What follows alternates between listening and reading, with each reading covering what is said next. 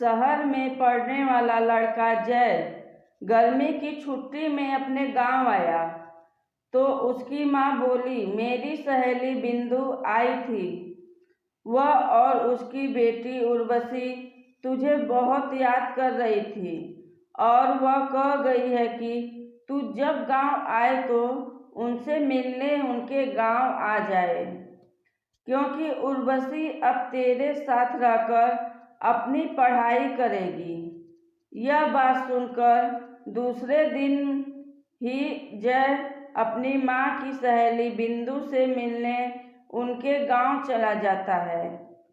जब जय उनके घर पहुंचा तो बिंदु और उनके घर के सभी लोग खेत पर गए थे। घर पर उर्वशी अकेली थी। जय को देखकर वह बहुत खुश हो जाती है। उर्वशी देखने में बेहद खूबसूरत थी। उसने जब शहर में रहकर अपनी पढ़ाई करने की बात कही तो जय उससे बोला, तुम मेरे साथ रहकर शहर में पढ़ाई करोगी तो वहाँ पर तुम्हें शहरी लड़कियों की तरह रहना होगा। उनकी तरह सब कुछ सीखना होगा, जैसे फ्रैंक बोलना, रहना, उनकी तरह कपड़े पहनना होगा। वहाँ पर यह सब का फैशन नहीं है। इतना कहकर जय ने उसकी चुन्नी हटाई तो उसके हाथ उर्वशी के शरीर को छू गया। उसकी स्पर्श से जय के बदन में बिजली के करंट जैसा झटका लगा था। ऐसा ही झटका उर्वशी ने भी महसूस किया। वह हैरान होकर उसकी ओर देखने लगी तो जय उससे बोला, यह लंबी सलवार भी नहीं चलेगी। जय फिर से बोला, वहाँ पर तुम्हें शहर की लड़की की तरह रहना होगा। उनकी तरह लड़कों से दोस्ती भी करनी होगी। जय इतना कहकर उसकी ओर देखने लगा तो वह शर्माते हुए बोली, यह सब पाप होता है। अगर तुम इस पाप और पुण्य के चक्कर में फंसकर यह सब नहीं कर सकोगी तो तुम अपने इस गांव में ही अपनी जिंदगी बिता दोगी। वह कहकर उसकी ओर देखते हुए बोला, तुम खूबसूरत हो, शहर में पढ़ाई करके जिंदगी में आगे बढ़ सकती हो। जय फिर उसके शरीर को छूने लगा। उसके हाथों के स्पर्श से उर्वशी के शरीर में कुछ होने लगा। अब उर्वशी के माता पिता खेत से शाम को ही घर आते थे, इसलिए उन्हें किसी का डर भी नहीं था। यह सोचकर उर्वशी धीरे से उससे बोली, चलो कमरे में चलते हैं। यह सुनकर जय उसे उठाकर कमरे में ले गया। कुछ ही देर में जब दोनों बाहर आते हैं तो उर्वशी उसे देसी घी का गर्मा गर्म हलवा बनाकर खिलाती है। हलवा खाने के बाद जय आराम करने के लिए लेट गया। उसे लेटा देखकर उर्वशी का दिल फिर से प्यार करने को मचल उठा। अब जय उर्वशी को देखते हुए पूछा, क्या हुआ? तब वह बोली, तुमने मुझे प्यार का रोग जो लगा दिया है।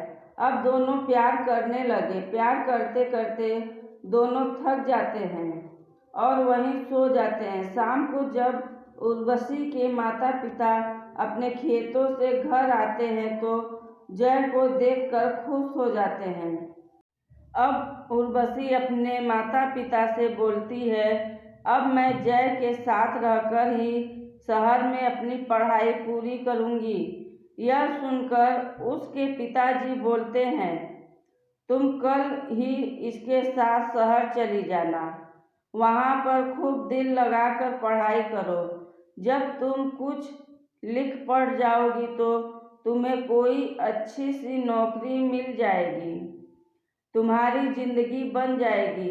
फिर किसी अच्छे घर में इसकी शादी कर देंगे। आजकल अच्छे घरों के लड़के पढ़ी लिखी बहू चाहते हैं। उर्वशी की माँ ने कहा, तो जय बोला, मैं दिन रात इसे पढ़ाकर इतना ज़्यादा होशियार बना दूंगा कि फिर यह अच्छे अच्छे पढ़े लिखों पर भारी पड़ जाएगी। उर्वशी की माँ ने जय के लिए खाने को अच्छे अच्छे पकवान बनाए। खाना खाने के बाद बातें करते हुए उन्हें जब रात के 11 बज गए तब उसके सोने का इंतजाम उन्होंने ऊपर के कमरे में कर दिया। अब जय सोने के लिए कमरे में जाने लगा तो बिंदु उर्वशी से बोलती है, तुम भी उसके साथ जाओ और जय से शहर और पढ़ाई लिखाई के बारे में अच्छी तरह से समझ लो। यह सुनकर उर्वशी मुस्कुराते हुए बोली, जब से जय घर पर आया है तब से मैं उससे बहुत जानकारी ले चुकी हूँ। पहले मैं एकदम अनाड़ी थी, लेकिन अब मुझे जय ने खिलाड़ी बना दिया है। अब मैं सब कुछ जान चुकी हूँ, शहर जिंदगी क्या होती है। यह सुनकर उर्वशी खुशी से मुस्कुरा उठी। वे दोनों ऊपर वाले कमरे में चले जाते हैं। अब शहर में आकर जय ने उर्वशी के लिए नए नए फैशन के कपड़े खरीद दिए, जिन्हें पहनकर वह एकदम फिल्मी हीरोइन जैसी फैशनेबल हो गई थी। जय ने एक कॉलेज में उसका एडमिशन भी करा दिया था।